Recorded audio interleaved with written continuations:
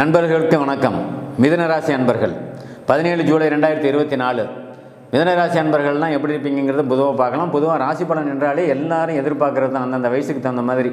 அந்தந்த வயசுன்னா எப்படி சொல்லணும், இப்போ 10 வயசு குழந்தை 5 வயசு குழந்தை ராசி பலன் எதிர்பார்க்காது. ஆனால் பெற்றவங்க எதிர்பார்ப்பீங்க, ஐயோ நம்ம குழந்தைக்கு இந்த ராசியாக இருக்கே, மிதுன ராசியாக இருக்குது, நம்ம குழந்தை இந்த ராசியில் பிறந்திருக்குது, ராசி பலனில் என்ன சொல்லுவாங்க, அதுக்கு என்ன வாய்ப்புன்னு சொல்லுவாங்க. ராசி பலன்லேயே எல்லாம் தெரிஞ்சுக்கலான்னு எதிர்பார்க்குறவங்க நிறைய பேர் இருக்கிறாங்க. தசாபுத்தி அமைப்புகளில் தான் வாழ்க்கையை உணர்த்த முடியும், ராசி பலனில் வாழ்க்கையெல்லாம் உணர்த்த முடியாது. தற்போதைய சம்பவத்தையும் அந்தந்த மாதங்களுக்கும் அந்தந்த நாட்களுக்கு நடக்கக்கூடிய நிகழ்வை மட்டுமே ராசி பலன் குறிக்கும். அதனால் மனம் அப்படிங்கிறது தான் சந்திரன், சந்திரன் அப்படிங்கிறது தான் ராசி. உங்கள் மனம் உங்களை எப்படி ஆளுமை செய்கிறது, நீங்கள் குழந்தையை எவ்வாறு வழி நடத்துகிறீர்கள், பெற்றவங்களை எவ்வாறு உங்கள் மனதின் ஆளுமை பெற்றோர்களிடம் எப்படி இருக்கிறது, நண்பர்களிடம் எப்படி இருக்கிறது, உறவுகளிடம் எப்படி இருக்கிறது, இதாங்க ராசி பலன். அதே சமயத்தில் நான் என்ன சொல்ல வரேன்னா, பொதுவாகவே சூரிய சந்திரர்கள் தான் தலைமை கிரகம். அந்த தலைமை பொறுப்பு, தலைமை பதவி, ஒரு குடும்பத்தை ஆளுகிறவன் குடும்பவாதி. என்ன, ஒரு குடும்பத்தை வழி நடத்துகிறவன் குடும்பவாதி, குடும்ப தலைவன் அப்படின்னு சொல்லிடலாம்.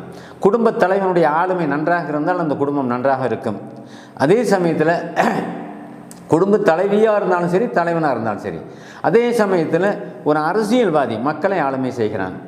அதே இன்னொரு விஷயம் எடுத்துக்கிட்டோன்னா, ஒரு அதிகாரியாக இருப்பவர் அந்த நிர்வாகத்தை ஆளுகை செய்கிறான். அது அரசாங்க அதிகாரியாக இருந்தாலும் சரி, தனி ஒரு நிறுவனத்தினுடைய அதிகாரியாக இருந்தாலும் சரி, அந்த நிறுவனத்தை ஆளுமை செய்கிறான். அவனுடைய ஆளுமையின் கையில் அந்த நிறுவனம் இயங்குகிறது. அதே போல தான் குடும்பமாக இருந்தாலும் சரி, கல்வி நிறுவனமாக இருந்தாலும் சரி, வேலைவாய்ப்பு உள்ள நிறுவனமாக இருந்தாலும் சரி, ஆளுமை என்பது அந்தனுடைய சந்திரனுடைய திறனுக்கேற்ப அங்கே ஆளுமை செய்யப்படுகிறது, ஆளுமை நடத்தப்படுகிறது தான் உண்மை. இப்போ நமக்கு மிதுனத்துக்கு என்ன ஆளுமை, எப்படிப்பட்ட ஆளுமைகள் மிதுன ராசிக்காரர்கள் எல்லாமே இருக்கிறீங்கன்னு பார்க்கலாம். பொதுவாக மிதுன ராசியில் ஒரு கோடி பேர் இருந்தாலும் சரி, இந்த நம்மளுடைய இந்தியாவுடைய மக்கள் தொகை 120 கோடி அப்படின்னா அது ஒரு 12 பிரிங்க, 10 கோடி பேர் வச்சுக்கோங்க. 10 கோடி பேர் நீங்கள் அதில் இருக்கிறீங்களா, ஒரு 20% பேருக்கு இது பொருந்தும். சரி, மிதுனராசி அன்பர்கள் கடந்த 3 அந்த நம்ம இந்த மாதத்து ராசி மலர்ந்தும் பார்ப்போம். இந்த அஷ்டமச்சனி முடிஞ்சது, இதெல்லாம் நம்ம அதை பேசி நேரத்தை வீணடிக்க நம்ம விரும்பல.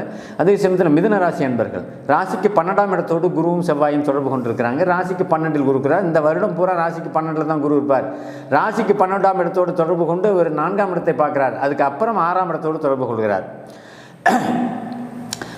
அதுக்கப்புறம் அவர் 8ஆம் இடத்தோடு தொடர்பு கொள்வார். சரி, 6, 8 என்ன செய்யும்? குருவினுடைய தொடர்பை வச்சு ராசியினுடைய அமைப்பு உங்களுக்கு செயல்படுங்கிறது தான் உண்மை. ராசி மிதுன ராசிக்காரர்களுக்கு 12 குரு வரும்போது சுபர் வீட்டில், இயற்கை சுபர், அதாவது உங்களுக்கு ராஜயோகாதிபதி என்று சொல்லக்கூடிய 5ஆம் அதிபதி என்று சொல்லக்கூடிய அதிர்ஷ்டத்தை கொடுக்கக்கூடிய சுக்கிரனுடைய வீட்டில் உட்கார்ந்திருக்கிறார். 12ஆம் அதிபதியும் சுக்கிரன் வீடு தான், 5ஆம் அதிபதியும் சுக்கிரன் வீடு தான். அவர் 12ஆம் இடத்தோடு தொடர்பு கொள்ள காரணத்தினால, 12ஆம் வீட்டோடு தொடர்பு கொள்ள காரணத்தினால சுப விரயங்கள் அப்படின்னு சொல்லக்கூடிய வேறு வேலைக்காக நீங்கள் பணம் கட்டி முயற்சி பண்ணி வேலையை தேர்ணுன்னு ஆசைப்பட்டுக்கிட்டு இருக்கிறவங்க இருக்கிறீங்க நிறைய பேர்.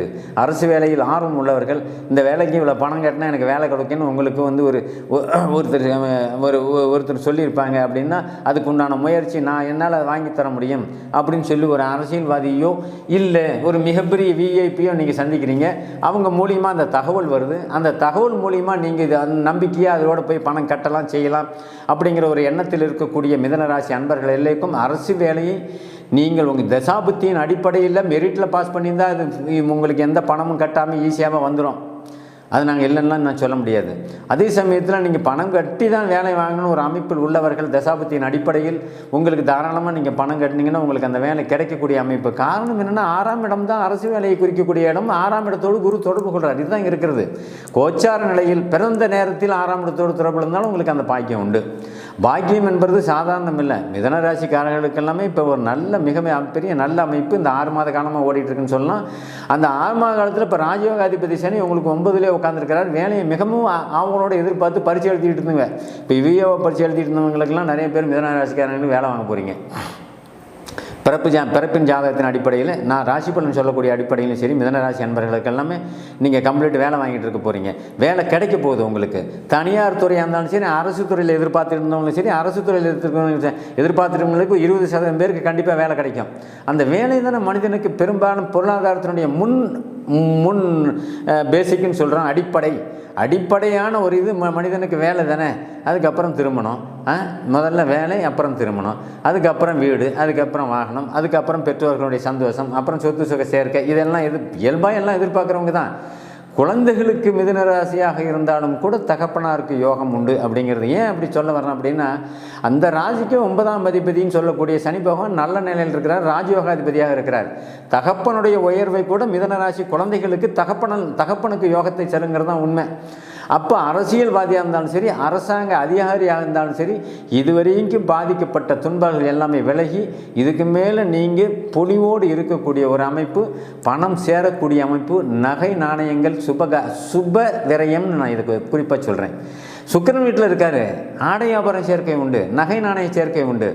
இடம் வாங்கணும், வீடு கட்டணும், கண்டிப்பாக வீடு கட்டுவீங்க. வீடு வெட்டுற அமைப்பு குறிப்பாக ரொம்ப வேகமாக வருது. அதே சமயத்தில் நீங்கள் 50 பவுன் எடுக்கணும், வாங்குவீங்க. கார் வாங்கணும், வாங்குவீங்க. என் பிள்ளைக்கு கல்யாணம் நடக்கலாம், நடத்துவீங்க. என் பையனுக்கு வேலை வாங்கணும், வாங்கிடுவீங்க. எவ்வளோ காரியங்கள் நான் சொல்லணும், இதில் எல்லா விஷயத்தையும் சொல்லலாம்.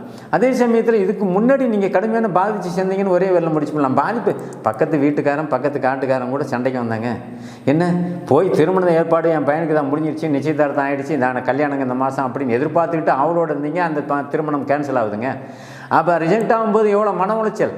கடந்த 3 ஆண்டுகளாக மன உளைச்சல் இருந்த ரிஷபராசி அன்பர்கள், 4 வருஷமானு சொல்லலாம், மிதனராசி அன்பர்கள் எல்லாமே செழிவாக இருக்கக்கூடிய ஒரு அமைப்பு. அதனால் மிதனத்துக்கு எந்தவித குறையும் இல்லை. மிதனம் மிகவும் சிறப்பாக இருக்கும்.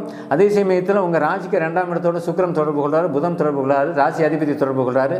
பண வரவும் கூடுதலாக இருக்கும். மருத்துவ செலவு போன்ற செலவுகளிலிருந்து விடுபட்டு வெளியே வருவீங்க.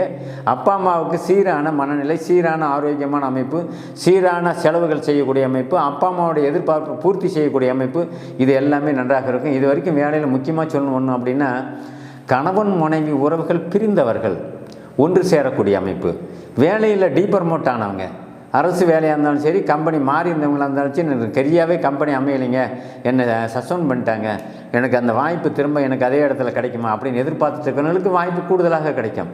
மொத்தத்தில் சங்கடமான இருந்த சில சூழல்களில் இருந்து நீங்கள் வெளியே வந்து மன நிம்மதியும் திருப்தியும் அடையக்கூடிய ஒரு பூர்ணமான மாதம் அப்படின்னு சொல்லி ஆடி மாதத்தை சொல்லலாம். பொதுவாக நம்ம சொல்லக்கூடிய கருத்துக்களில் முக்கியமான கருத்து என்ன அப்படின்னா, மனம் தெளிவாக இருக்கிறது, பூர்ணமாக இருக்கிறது, செலவுகள் இருக்கிறது. அந்த செலவை நீங்கள் சந்தோஷப்பட்டு செய்யக்கூடிய ஒரு செலவுகள். ஆக சந்தோஷமாக செய்யக்கூடிய செலவுகள் எதுவுமே வீணாகிறது இல்லைங்கிறதான உண்மை. சந்தோஷமாக இல்லாத செலவு செய்கிறதுங்கிறது என்ன, உன்னையே அறியாமல் ஒரு செலவை செஞ்சு விரயத்தில் ஒரு செலவை நீ அந்த செலவை எதிர்பார்க்கவே மாட்டா, அது வரும். அது என்ன செலவு?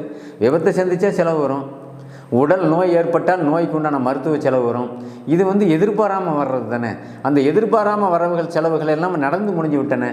எதிர்பார்த்து வரக்கூடிய செலவுன்னு நீங்கள் முன்கூட்டியே பட்ஜெட்டில் போட்டு வச்சுருப்பீங்க. இந்த வருஷத்தில் நான் வீடு கட்டணும், இந்த வருஷத்தில் நம்ம கல்யாணம் பண்ணணும், இந்த வருஷத்தில் என் பையனுக்கு கல்யாணம் பண்ணணும், ஒரு 10 லட்ச ரூபாய் கட்டாயது என் பையனுக்கு எப்படியாவது வேலை வாங்கிடணும்.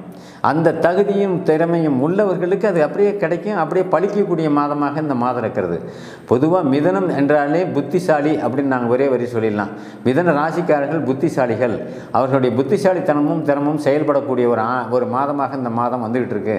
பொதுவாக மிதனத்தில் எந்த ஒரு குறையும் இல்லை அப்படிங்கிற மாதம் இந்த ஆடி மாதம் அப்படின்னே சொல்லலாம்.